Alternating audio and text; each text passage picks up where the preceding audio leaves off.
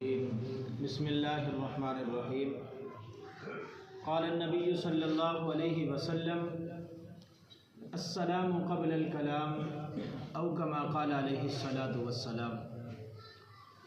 نبی مہربان صلی اللہ علیہ وسلم نے ارشاد فرمایا کہ بات کرنے سے پہلے سلام کر لینا چاہیے۔ بھائیو دوستو، اسلام نے کتنی بہترین تعلیم عطا فرمائی ہے ہمیں۔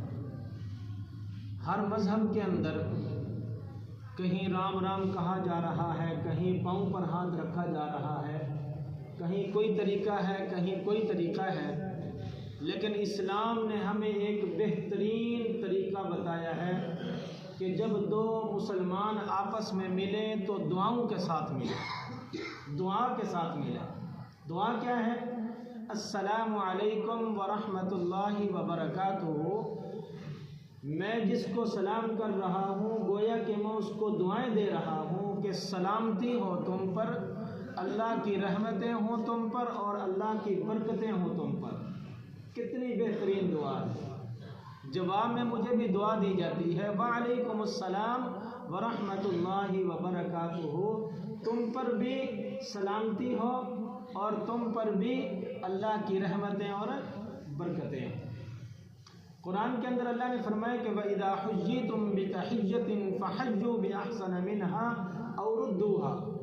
جب تمہیں کوئی دعا دے یعنی سلام کرے تو اس کے بدلے میں اس کا جواب اس سے بہتر عطا کرو، بہتر اس کو جواب دو، ورنہ وہی لوٹا دو۔ یعنی جس نے السلام علیکم کہا ہے تو بہتر یہ ہے کہ آپ اس کو وعلیکم السلام ورحمۃ اللہ وبرکاتہ کہیں، یہ بہتر جواب ہے۔ نبی اکرم صلی اللہ علیہ وسلم ایک محفل کے اندر تشریف فرماتے، ایک شخص آیا، اس نے السلام علیکم کہا، آپ صلی اللہ علیہ وسلم نے فرمایا کہ 10۔ پھر ایک اور شخص آیا، اس نے کہا السلام علیکم ورحمۃ اللہ، آپ صلی اللہ علیہ وسلم نے فرمایا کہ 20۔ پھر ایک شخص آیا، اس نے کہا السلام علیکم ورحمۃ اللہ وبرکاتہ، آپ صلی اللہ علیہ وسلم نے فرمایا کہ 30۔ صحابہ نے پوچھا اللہ کے نبی یہ 10، 20 اور 30 یہ کیا ہے؟ آپ صلی اللہ علیہ وسلم نے فرمایا کہ جس نے السلام علیکم کہا اللہ اس کو 10 نیکیاں عطا فرماتا ہے، اور جو السلام علیکم ورحمۃ اللہ کہتا ہے اللہ اس کو 20 نیکیاں عطا فرماتا ہے، اور جو السلام علیکم ورحمۃ اللہ وبرکاتہ کہتا ہے اللہ اس کو 30 نیکیاں عطا فرماتا ہے۔ حضرت انس رضی اللہ تعالیٰ عنہ فرماتے ہیں کہ صحابہ ایک دوسرے کو کثرت سے سلام کیا کرتے تھے، یہاں تک کہ دو صحابی جا رہے ہیں نا راستے میں کوئی درخت آ گیا، ایک صحابی ادھر سے گزرتا ہے، ایک ادھر سے گزرتا ہے، اور جب درخت کراس کر لیتے ہیں تو جب آپس میں ملتے تھے پھر ایک دوسرے کو سلام کرتے ہیں۔ حضرت سعد رضی اللہ عنہ کے بارے میں آتا ہے، ایک مرتبہ انہوں نے دیکھا کہ آپ صلی اللہ علیہ وسلم ان کے گھر کی طرف تشریف لا رہے ہیں۔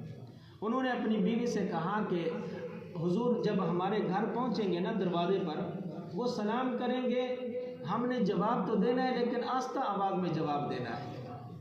انہوں نے ایسا ہی کیا، آپ صلی اللہ علیہ وسلم ان کے دروازے پر پہنچ گئے، دروازے پر دستک دی اور اونچی آواز میں السلام علیکم ورحمۃ اللہ وبرکاتہ کہا، فرمایا تو اس کے جواب میں دونوں میاں بیوی یعنی حضرت سعد رضی اللہ تعالیٰ اور ان کی زوجہ محترمہ دونوں نے جواب تو دیا لیکن آہستہ آواز میں جواب دیا۔